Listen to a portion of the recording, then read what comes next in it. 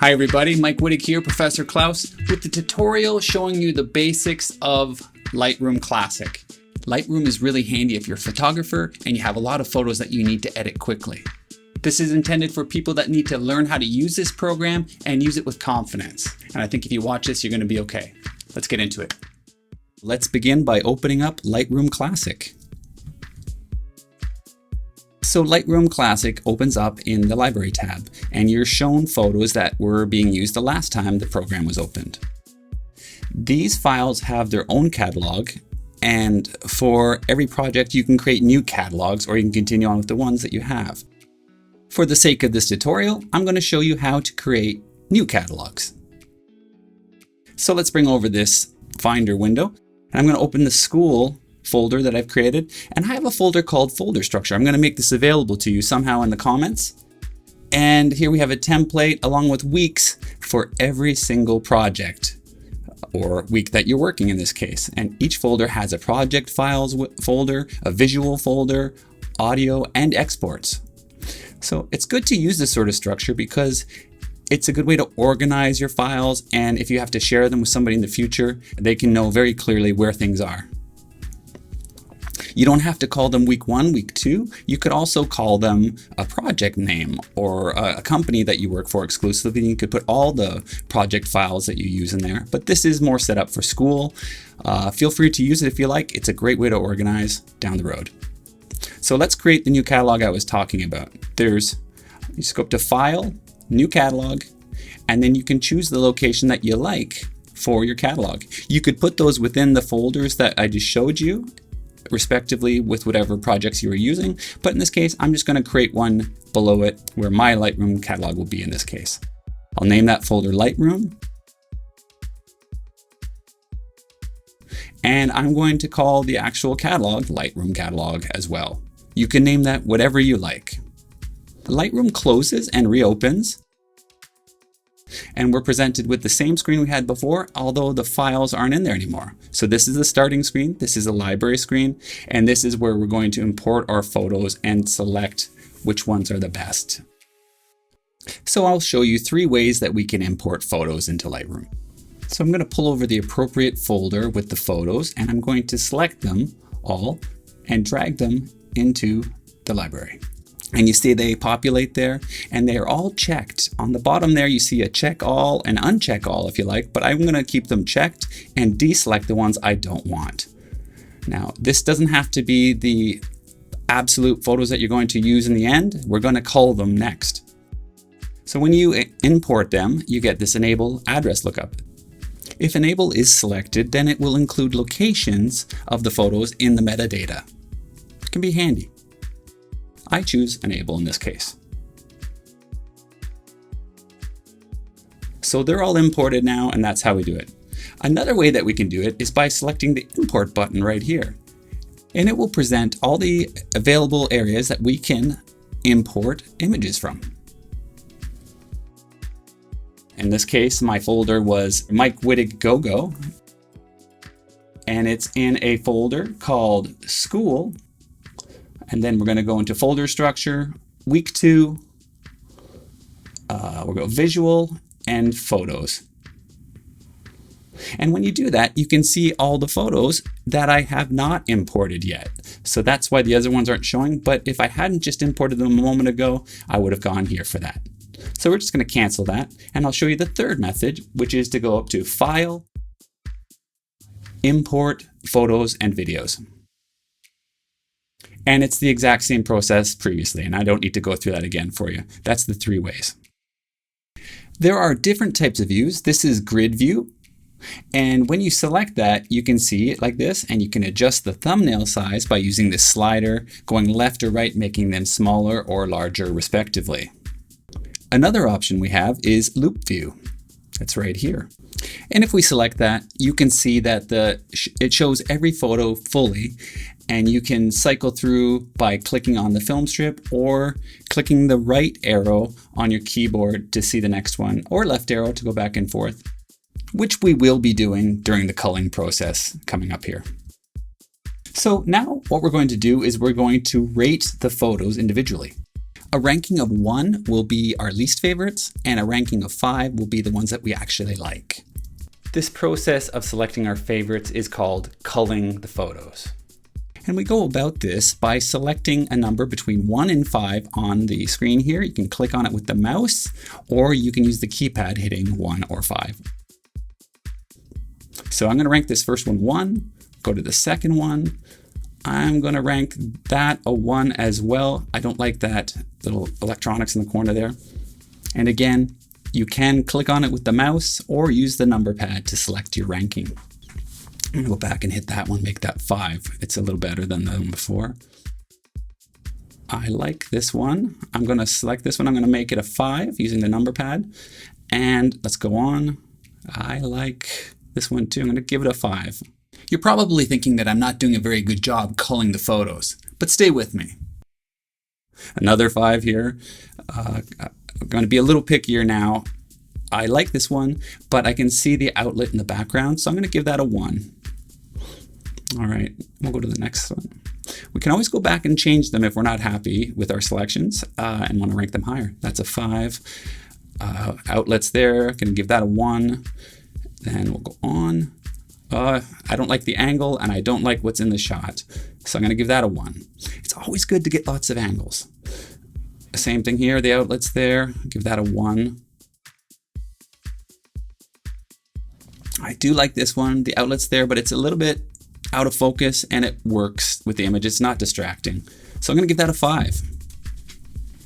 Next up, the final one, I'm going to go to, and let's see what it is. Ooh, that's beauty. I'm giving that one a 5. So we've made our rankings from 1 to 5. Some are 1s, some are 5s, but we don't want to see the 1s anymore. So we're going to go over here to the filters and we're going to select rated. Now with rated selected, we have 1 star selected, so it's showing everything 1 and above. We want anything 5. So in this case, we didn't select 2s or 3s, so anything 2 or higher, the 5s are showing, but we'll just go to 5 to keep it clear for you visually. So these are the ones we have selected that are our favorite so far. And we're going to go through again and select which ones are our favorites by changing the rankings to 1, and they will automatically be deleted. Not deleted, but hidden. Okay, I still like this one. This one is a 5. This one is nice. This one, I like it still. Then I'm going to go to this. This is, I don't know. I'm going to take this one away because there's just something about it I don't like. I still like this one. Going back and forth. This one's nice. I'm just making a judgment by seeing a few in a row. And that right away lets me know that this one here is, yeah. So this one here with the outlet is the one I don't want. So I just changed that to a 1. That's nice and clean. The angle outlet showing, I'm gonna take it away. Now these, Well, I like the green and I like the blown outness in the background, but there's a lot of electronics in the background there. So, and it's kind of cluttered. So I'm gonna get rid of that. This one still has some electronics in the back, but I kind of like it. That one's beautiful. That one's good too. So I think out of the 3, I'm gonna have to eliminate one that I really like, and that's this one here. And it's based off the fact that it shows a wire and it's a little cluttered. Everything's pushed together. So that's a 1, and we're down to 2 now. 2 images, and we're gonna move forward with these. But if you had made an improper ranking, you would select 1 ranking to see all of them again, and then you could make your adjustment accordingly. Next, we'll go to the Develop tab, and we'll talk about the windows in there. To the top left, we have the navigator, and we can make adjustments by selecting this and adjusting the size of the image that we're looking at. It zooms in on the image, and then you have this little box, and that box there you can move around, and it actually moves the big screen around to what you want to see. Another way you can do it without the navigator is to actually click and drag on the screen with the mouse, and you can also zoom it by hitting Control equals or plus, depending if you're looking at the key, or Control minus pulls out. So that's Control or Command. Command on a Mac, Control on a PC. So Command equals for zooming in and Command minus for zooming out. Control on a PC. And we can move around by using the hand tool with your mouse. That's already selected. So let's go on a bit farther. I'm going to close this off to remain to make it a little less cluttered for you. We're going to open the presets. They're exactly what they're called, presets. Somebody has gone through at Adobe and made presets that you can preview and use instead of creating them yourself. Sometimes things are set up automatically. So let's look at these retro ones, and as you hover, you can see the different looks. But if you go too fast, it doesn't work. So you got to go slowly through, and you can see the previews. So there are several different types of presets that are accommodating to different types of photos and situations. So I just wanted to show you where these are. We're not going to be using them, but I'll demonstrate something here. If you look at the tools on the right side, if I select one of these, they actually change to what Adobe created them as. And you can still make modifications on those and fine-tune them to make them your own. I like presets, but today's an introductory lesson and I'm going to show you how to do it yourself. So let's close off these presets and hide them. So next we are going to these icons here. This is the editing tools icon. You click on that and you get the windows below here where you can make your modifications. Next we have the crop tool. And when you select the crop tool, you get this little pop-up window below it. And then you also get the rule of thirds lines that also show, so you can actually crop and adjust your shot as you like it. You can do it manually by doing it like this, or you can go over here to the aspect ratio and click on that. And there are some preset aspect ratios that you can click. Let's go with 1:1. And then you can just see how you can move around with the mouse again and adjust it how you like it. Using the rule of thirds, I think that looks pretty good considering this type of photo. And let's just go with that. You can hit the auto button to do any straightening that you need to do, or you can use the slider, but the auto does a really nice job. It's ever so minor, but because of the height and the angle that I took the photo, the image is a little bit warped in its perspective. If I straighten it to the corner straightness here, you'll notice that the image is crooked with the copy machine leaning to the right a little bit, which we don't want. So let's get rid of that. Oh, I hit escape by accident. Let's just do that all one more time. We're going to go 1:1 aspect ratio, and then we're going to hit auto for the angle. And it's made its corrections. You can see that on the bottom there, and we're happy with that. So let's hit enter. Oh, I actually forgot to tell you that the shortcut for the crop tool is R. And the remove tool is another one, which shortcut is Q. The remove tool is a tool where you can remove things that you don't really want in the image. So for instance, this blemish here on the tile, which is deliberate that it's there, but maybe you don't like it, it's distracting. You can use this tool to actually select that area with the brush that you have, and you can adjust the brush size by using this slider here. And you can select it and it will sample the areas around it and fill that space and blend it at the same time. So you can do it repeatedly if you want until you get what you want, but that's a new tool. Lots of ways you can use it, but this is an introductory lesson. Next, we have the red eye detection. So if this is portrait photography with people and they had red eyes from the flash, you would just take that, highlight it, and it would highlight the eye and it would make it that way. And they've also introduced pet eye, because when you use a flash with dogs, their eyes turn white and they look scary. Lastly, we have the mask tool, and the mask tool is wonderful. And I'm going to make a future video about that, but I don't want to open this right now because it's going to open a whole new can of worms for people that have never used the program before. So let's go back to the editing tool and let's talk about that. First, we have the exposure tool. The exposure slider mimics how the addition or subtraction of different stops of light affect your image. We're using a JPEG here, but if you were using a raw photograph, we'd be able to have a lot more detail come back from an overexposed image or underexposed. And look at the histogram above. When I move things to the right, they hug that right side, and that's something you don't want to have, because you can see slightly on the left image there, it's blown out. You don't want that. It's not appealing to the viewer. Similarly, if you go to the left, things are too dark, it's hugging the left side. You don't want that either.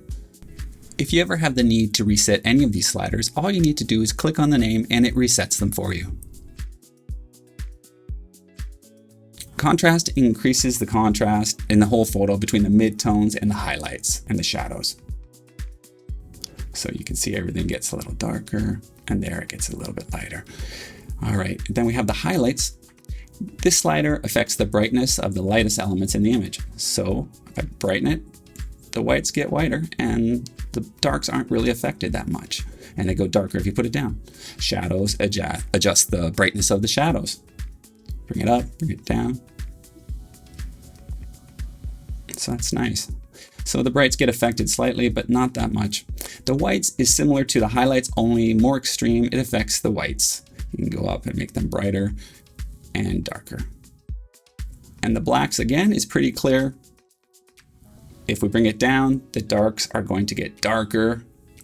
And if you want them to go up, the image becomes flatter as you do that. So lots of ways to do similar things, they're just a little different. Texture will add texture to your photo or take it away if you bring it down.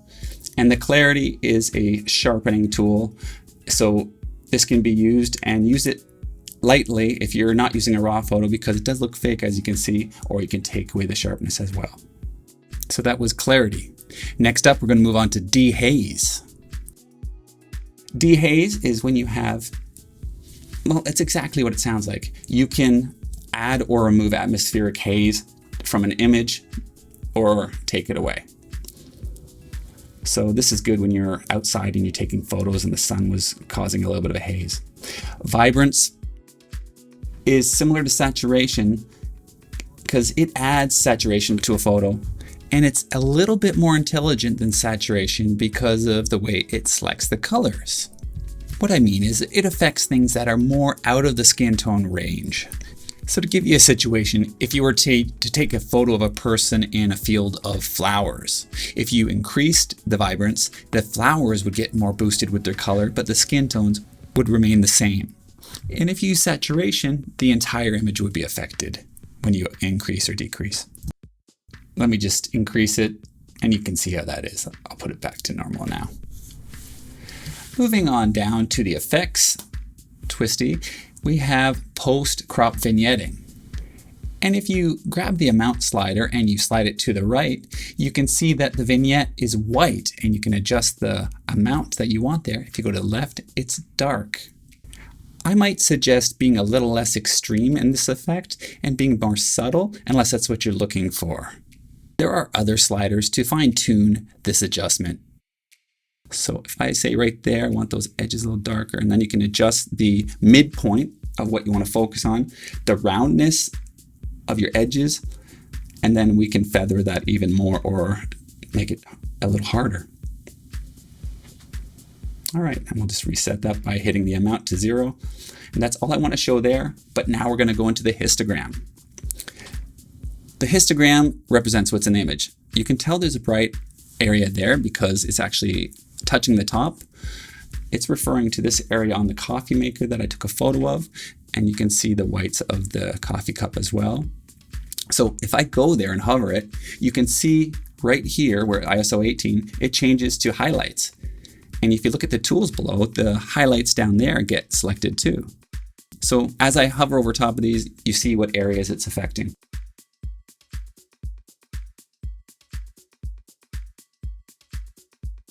So let's actually select this button here, and this will show you any parts of the image that are underexposed. So if I were to turn this all the way down, you would see little blue spots start to present. That area is too dark officially. And you would make adjustments to remove those if they are in areas that you actually need to actually see some detail. So with JPEGs, that's a little bit more difficult than with raw photos. Raw photos have a lot more detail, and you'll be able to make changes that are more detailed than you can with JPEGs. This right side here will also do the same thing, but with the highlights. And you can see the red on the coffee machine it's actually showing you that those areas are overexposed and that you should probably bring them down. In this case, it doesn't really matter, but we could still remove it. You can click on the histogram where I told you earlier and drag that to the left, and you can see it's actually changing the tool as well as the image. So that's one of the ways you can do it, or you can actually touch the highlight slider as well and make it that way, which is a way I like to do it often. So you just want to make it so it's just out of shot, the red is just removed, and then you should be okay from there. But if you have those two boxes selected, they will keep you updated as you make your changes as to whether things need to be corrected again. If you're having difficulty, there is a button here called Auto. And Auto will actually correct your photo the way that the AI thinks it should be. Do you think it looks better? Let's go back and forth. I kind of think the Auto does look nicer. Well, let's go with it, and then we can make some minor modifications. I'm going to adjust the temperature. You can see the blues on the left and the yellows on the right. That means warmer or cooler. Let's go a little cooler. And I think I like that. And then that would be our first image. I'm pretty happy with that for now. I could fine tune it more, but let's hit the copy button. There's this nice feature when you have a lot of photos that are similar. So it shows all the things that we've modified or that have been modified in this photo, and you can select what you like and what you wouldn't like. So with that copied, we can select the second image, and we can select paste to see how that works. I'm going to just size that a little bit better. So let's select paste, and hopefully it'll look good. Somehow it doesn't match. I think there was a bit of a different camera setting, so it didn't work as nice. So we're going to reset that by hitting reset, which you can always do at any time. So we can tell that it's touching the left side there. That means the blacks are a little dark. So I'm going to boost up the blacks just to bring that away from the edge and add a little bit more detail to it. And I can see the darks when I select the darks. There's some blue marks in there. And we can't quite remove them because, remember, this is a JPEG, not RAW. I'm going to adjust the shadows. I can get rid of them by boosting the shadows, but the image becomes very grainy, and that's not needed. The darks aren't really affecting this image in this particular case, so we're going to keep them, and let's bring the highlights back down again like we did previously. And the blacks, we'll raise them a little bit, and maybe a little bit of shadow subtly just to give it a little bit of more depth. And check the clarity just a tad. I'm liking this. Dehaze won't work for this image. And a vibrance, what would happen if we took it down? Oh, I like that, because as I said, it affects more the colors outside of skin tones, and the coffee does have a skin tone resemblance, so we made the outside a little bit more desaturated. So let's change the temperature and make it a tad more cold as well. And I think I'll turn off these, and I'm going to do a comparison between the two photos. So what I can do is I can select this RA button, and it brings out this window. I can drag any photo I like into that area, and it gives a comparison between the two.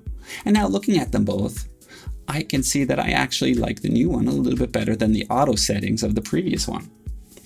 So what I'll do is I'll just select that and add that one in the reference. And we'll just adjust it to make it look a little bit better. We're going to warm it up a tad. And so let's go back to loop view. And if you're wondering what this Y icon is, this allows you to cycle before and after of what the photo looked like. So it looks like that, and that's what it looked like after editing. Now, if you go to the Ys and you click them repeatedly, you get different types of views of before and afters. Let me show you.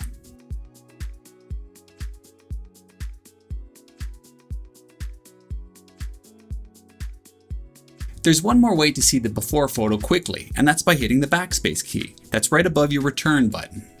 So I'm happy with these two photos, but let's say I wanted a black and white version of one of these, but I still want to keep the color version as well.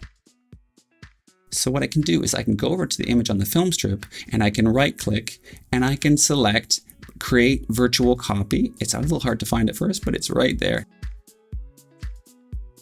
And you click that, and it does actually create a virtual copy. That means that that is saved in your catalog, but it's not another JPEG, it's just a virtual copy captured in the metadata. So I can make adjustments to that one and it won't affect my original. So I want to make this one black and white, or I could also go down to saturation and bring it down. Both have the same result, but since we have the option of black and white, let's go with that. And then you can also fine tune your exposure and make it a little bit more dramatic, or make any adjustments. It's amazing what things you can affect to make a photo look a little bit nicer. Again, this is just an example, so I'm not going to spend too much time. So I'm going to say I'm happy. So I have 3 versions, this one, and this one.